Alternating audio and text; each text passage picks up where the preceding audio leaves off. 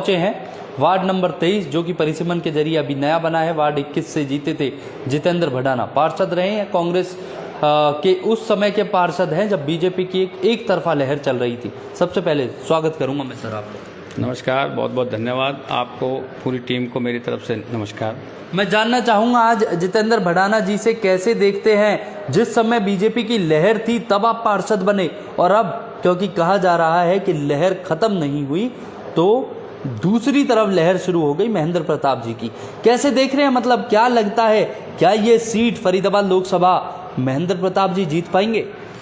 देखिए, 2017 में हम चुनाव लड़े और उस समय भी हम चौधरी महेंद्र प्रताप सिंह जी के आशीर्वाद से चुनाव लड़े थे और 2009 से और 2014 के बीच चौधरी महेंद्र प्रताप सिंह जी कैबिनेट मिनिस्टर रहे थे जी।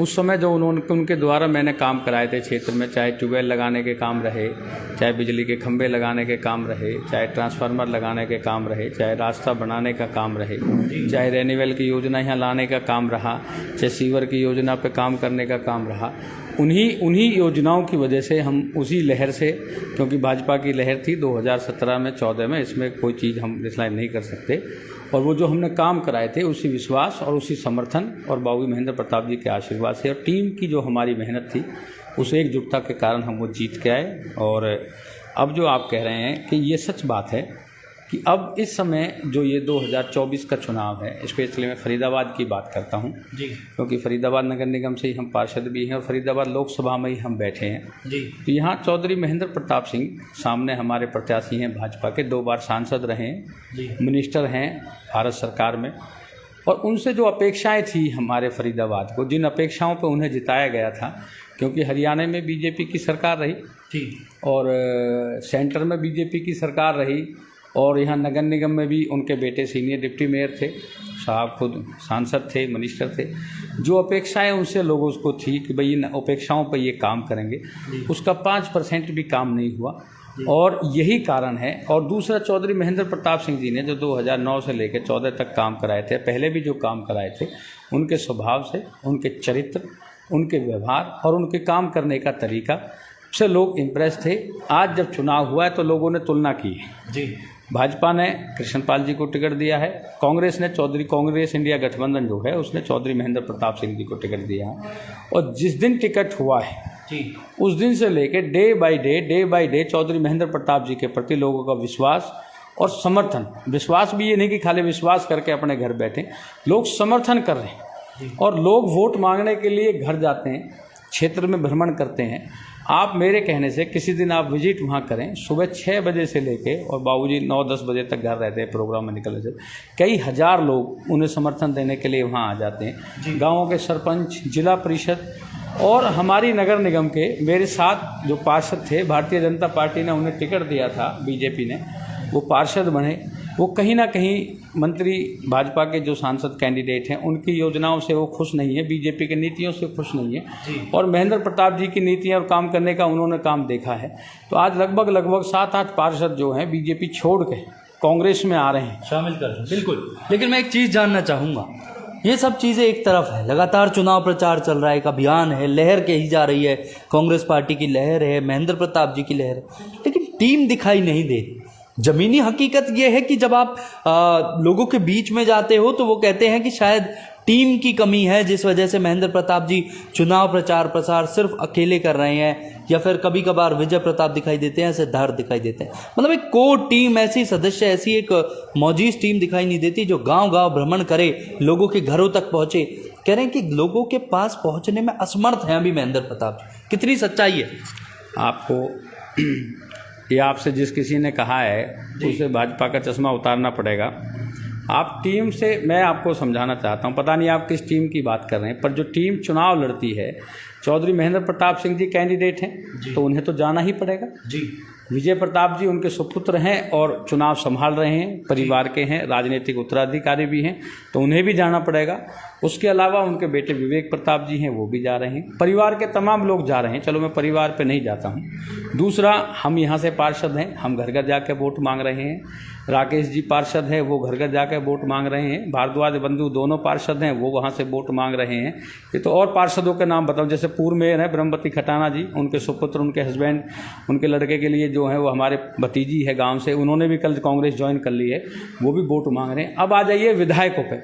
लखन सिंगला जी वोट मांग रहे हैं, ललित नागर जी वोट मांग रहे हैं, करण सिंह दलाल जी वोट मांग रहे हैं, रघुवीर सिंह तेवतिया जी वोट मांग रहे हैं, शारदा राठौर जी वोट मांग रही हैं, हर्ष चौधरी जी वोट मांग रहे हैं, भाजपा से आए सुभाष चौधरी जी वोट मांग रहे हैं, पार्टी के अध्यक्ष हैं उदयभान जी, वो वोट मांग रहे हैं, जलेब खां जी के लड़के जो विधायक मंत्री रहे थे वो इलियास जी, वो वोट मांग रहे हैं, पंडित शिवचरण शर्मा जी के बेटे नीरज शर्मा जी, वो वोट मांग रहे हैं। तो अपनी अपनी विधानसभा में जो भी विधायक प्रत्याशी हैं हमारे, अपनी अपनी टीम के साथ में, पूरी टीम जो वो चुनाव लड़े, वो जो जीते हुए, वो उनके वार्ड के काउंसलर, उनके गलियों के अध्यक्ष, मोहल्लों के अध्यक्ष, गांवों के सरपंच, पंच, वो सब वोट मांग रहे हैं। आप कौन सी टीम है जो आपको दिखाई नहीं दे रही, मैं ये पूछना चाहता हूँ। मैं भाजपा के लिए कहूँ तो उनके लिए कौन वोट मांग रहा है बताइए। उनके जो विधायक हैं कहाँ वोट मांग रहे हैं बताइए आप। जिस तरीके से मैं भाजपा की अगर बात करूं तो भाजपा का जो यूथ एक है वो कहीं ना कहीं लोगों के घरों तक पहुंचता है, संघ की नीतियों के साथ चलता है, तब जाके वो वोट मांगने का काम करते हैं, घर घर पहुंचते हैं। इस तरीके से कांग्रेस पार्टी की अगर मैं बात करूं, आपने हालांकि विधायक गिनाए, पार्षद गिनाए, लेकिन मैं जानना चाहूंगा वो,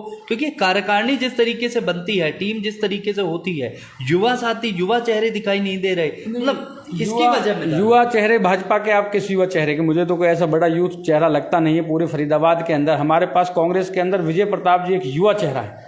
उस कंपेयर में बता दीजिए बीजेपी के पास कोई युवा चेहरा हो तो बता दीजिए आप। करण सिंह दलाल जैसे मजबूत हमारे पास लीडर हैं, उनके पास उनके कहाँ विधायक की टिकट मांग रहे हैं? और युवा, ये चुनाव जनता का है, ये सरकार में रहे, सरकार से जिन्होंने लाभ उठाए हैं वो लोग उनके पीछे पीछे घूम रहे हैं, और वो दिन में उनके यहाँ घूम रहे हैं, शाम को सब चौधरी महेंद्र प्रताप सिंह जी के यहाँ हाजिरी भी लगा के जाते हैं। बता दे तो मैं किसी का नाम उजागर नहीं करना चाहता। जैसे जैसे चुनाव नज़दीक आएगा, जैसे जैसे 15 तारीख 20 तारीख जब होगी निपटेगी, आप देख लेना भाजपा के बहुत बड़े बड़े धुरंधर जो हैं अपनी टीम के साथ चौधरी महेंद्र प्रताप जी का समर्थन करेंगे। और ये चुनाव जनता से है, जनता ने चुन के भेजा है उन्हें। यही बात बार बार कांग्रेस कह रही है। विजय जी के अगर हम बात करें तो वो भी कहते हैं कि जनता वर्सेस कृष्ण पाल चुनाव वो कहते हैं जनता। लेकिन क्या ये एक ऐसी भी वजह हो सकती है कि आप लोगों के घरों तक नहीं पहुंच पा रहे, तो आप कह रहे हो कि ये चुनाव जनता वर्सेस कृष्ण पाल? नहीं, हमारी पूरी टीम जो है, पूरी टीम फरीदाबाद लोकसभा की पूरी टीम, हर बूथ पे हमारी टीम है, वो डोर टू डोर कैंपेन कर रही है हमारी टीम। एक बात बताइए आप टीम 17 18 गांव इकट्ठे मिलकर प्रोग्राम कर रहे हैं चौधरी महेंद्र प्रताप जी के लिए। भाजपा प्रत्याशी के आए दिन प्रोग्राम कैंसिल होते जा रहे हैं, हमें टाइम नहीं मिल पा रहा। हर गांव आपने देखा, पीछे पाली के अंदर 17 18 गाँव का प्रोग्राम था, उससे पहले धौज में 17 18 गाँव का प्रोग्राम था, कल हतीन में हर्ष ने करवाया, उससे पहले इलियास ने करवाया, पलवल में सुभाष चौधरी ने कराया, करण दलाल जी कराने का काम कर रहे हैं। इतनी बड़ी लोकसभा है, उसमें सभी को कवर करना मतलब क्या मुश्किल दिखाई देता है कांग्रेस पार्टी? हमें कोई मुश्किल नहीं है, हमारा पूरी फरीदाबाद लोकसभा कवर है और हर आदमी बिल्कुल तैयार है भाजपा को हटाने के लिए। जो करप्शन हुआ है फरीदाबाद लोकसभा के अंदर वो किसी से छुपा नहीं है। जो यहाँ करप्शन हुआ है, जो लूट खसोट हुई है, मेट्रो का इतना झूठ प्रधानमंत्री से इन लोगों ने बुलाने का काम किया। मैं प्रधानमंत्री जी की इज्जत करता हूँ, प्रधानमंत्री मेरे देश के हैं, पर इन्होंने इस जहाँ जो संगठन है उसकी गलती है, उन्होंने प्रधानमंत्री जी से इतना बड़ा झूठ बुलवाने का काम किया कि ये मेट्रो जो है पलवल तक पहुँचा दी जाएगी। बल्लमगढ़ तो हुड्डा साहब ने ही पहुंचा दी थी पहले, और तो जहाँ पिलर वहाँ खड़ा था वही 2010 में जो पिलर था, जो 14 में जहाँ खड़ा था, आज भी वहीं खड़ा है। यूँ तो कहा गया था कि गुरुग्राम से फरीदाबाद को जोड़ेंगे, कुछ भी नहीं, 0% काम नहीं हुआ उसके ऊपर। दूसरी चीज़ें, रोजगार के मामले में फरीदाबाद बहुत पिछड़ गया, वरना फरीदाबाद एक ऐसा शहर हुआ करता था कि एशिया में सबसे पहले नंबर इंडस्ट्री क्षेत्र था। आज आप देखिए हमारे फरीदाबाद के साथ में क्या हुआ है। यहाँ नोएडा को देख लीजिए और इधर गुड़गांव को देख लीजिए, दोनों हमसे बहुत पीछे थे, और आज हमसे इस सरकार की नीतियां रही हैं कि आज वो हम उनसे बहुत पीछे रह गए हैं। एक सवाल मेरा अहम और आखिरी रहने वाला है, मैं चाहूंगा इसको आप पर्सनली ना ले, लेकिन ये सवाल बड़ा अहम। पहले मैं एक बता देता हूं आपसे, आप पूछ लेना। खैर, यहाँ फरीदाबाद ने क्या ऐसा बुरा काम किया है ये बताइए। आज फरीदाबाद के अंदर आप आइए, टूल गेट बना दिए हर तरफ से। दिल्ली से आएंगे बदरपुर टूल देना पड़ेगा, गुड़गांव से आएंगे बदनवाड़ी टूल देना पड़ेगा, यूपी से आएंगे उधर तो पलवल के गधापुरी के क्या है उस वहाँ पे टूल टैक्स देना पड़ेगा। आप किधर से भी अगर फरीदाबाद के अंदर इंटर करेंगे तो टूल टैक्स के ये शहर बसा दिया। दूसरा, यहाँ इतना यहाँ दारू के ठेके खोले गए इस फरीदाबाद के अंदर। आज ये कॉलोनियों के अंदर भी ये स्थिति हो गई है। ये काम नहीं है अच्छे, ये क्षेत्र को बर्बाद। आप किसी कॉलोनी के अंदर आप जाइए तो आप जाके वहाँ बोलेंगे भाई कहाँ से जाना है, तो वो बोलेंगे कि आप एक काम करना, ठेका है वहाँ से राइट मुड़ जाना, दूसरे ठेके से लेफ्ट मुड़ जाना, तीसरे ठेके से सीधा चले जाना, और पांचवा ठेका जो है वो मेरे घर के सामने। इस फरीदाबाद की पहचान दारू के ठेकों से करते। होना क्या चाहिए था? कम्युनिटी सेंटर होने चाहिए थे, होना चाहिए था स्कूल होने चाहिए थे, अच्छे अच्छे शॉपिंग कॉम्प्लेक्स होने चाहिए थे, यहाँ तमाम सुविधाओं की वजह सुसज्जित फरीदाबाद था। लेकिन जब आप ट्विटर चलाएंगे और वहाँ पे अगर केंद्रीय मंत्री कृष्ण पाल के पेज को देखेंगे तो वहाँ पे वो रिपोर्ट कार्ड डालते हैं अपना, उसमें वो दिखाते हैं कि मैंने कॉलेज का तो कल चल रही थी वीडियो, कौन सा मुझे गांव का नाम ध्यान नहीं है, वो कॉलेज वहाँ कह रहे हैं मैंने बना दिया है। कल हमारे कांग्रेस के साथियों ने और वहाँ जो लोकल आबादी उन्होंने वो वीडियो बना के भेजी कि यहाँ तो खाली खेत पड़े। मंझावली वाला पुल आपके सामने ही है, इसके बारे में भी बता दें आप। इसका तो 14 में ही उद्घाटन हो गया था, नितिन गडकरी साहब ने, हमारे सांसद जी ने कराया था।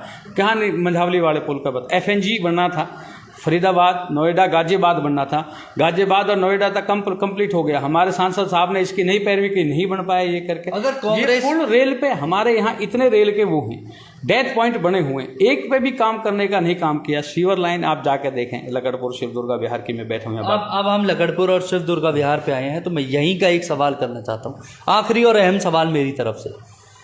कहा गया कि जितेंद्र भड़ाना लकड़पुर गांव से इकलौते ऐसे कांग्रेसी हैं जो बड़े मजबूती के साथ अपने लोगों के साथ डटे रहते हैं। लेकिन जब बड़गल विधानसभा चुनाव हुआ, विजय प्रताप जी जब चुनाव लड़े, तो कहा गया कि सबसे ज्यादा कम वोट लेने वाला क्षेत्र भी लकड़पुर वाला ही था, जिसमें शिव दुर्गा विहार और ये सारे इन पे बीजेपी की कमांड ज्यादा थी, और यहाँ थोड़े विफल हो गए जितेंद्र भड़ाना। कितनी सच्चाई है मैं जानना मैं आपका क्वेश्चन बिल्कुल सच है कि पीछे जो विधानसभा चुनाव था, यहाँ से शिव दुर्गा विहार से और लकड़पुर में तो खैर जीते थे गांव में, पर शिव दुर्गा विहार में 500 वोट से यहाँ पीछे रहे विजय प्रताप जी, और रोज़ गार्डन में भी लगभग 500-600 वोट के करीब पीछे। उसका सिर्फ एक प्रमुख कारण ये था, विफल कोई नहीं हुआ, कि एक तो समय थोड़ा मिला था चुनाव का, भाई 15 दिन का था, NIT बटकल का चलता रहा। दूसरा एक यहाँ ये था कि भाजपा के जो विधायक है यहाँ, उन्होंने एक ऐसा षड्यंत्र यहाँ पे किया कि हर गली के अंदर सीवर लाइन डलवा दी, मतलब पाइप डाल दिए,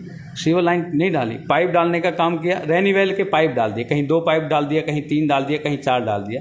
लोगों को प्रेशराइज कर दिया कि अगर हम हार गए, हरियाणा में 75 पार का नारा लगा, अगर हम हार गए तो ये सीवर का काम नहीं होगा, पानी का काम नहीं होगा, और लोग उनके जो है झूठे प्रलोभन में उसमें आ गए करके, और 500-600 वोट का यहाँ से अंतर हो गया। और सच को एक्सेप्ट करने में कोई बुराई नहीं, क्योंकि हमने उस पर मंथन भी किया कि हम यहाँ मजबूत हैं, यहाँ 500 वोट पीछे रहना, हम यहाँ जीतने चाहिए थे 500, 600, 700 वोट से।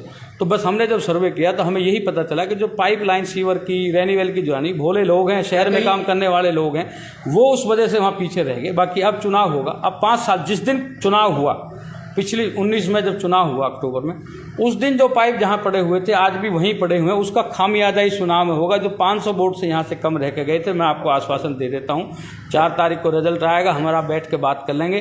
500 तो मैं कहता नहीं, पर 5000, 4000 की लीड यहाँ से महेंद्र प्रताप जी की होकर जाएगी इस लकड़पुर शिव दुर्गा विहार से, मैं आपसे कह दे रहा हूँ। आप मेरा इंटरव्यू ले लेना आके 4 तारीख।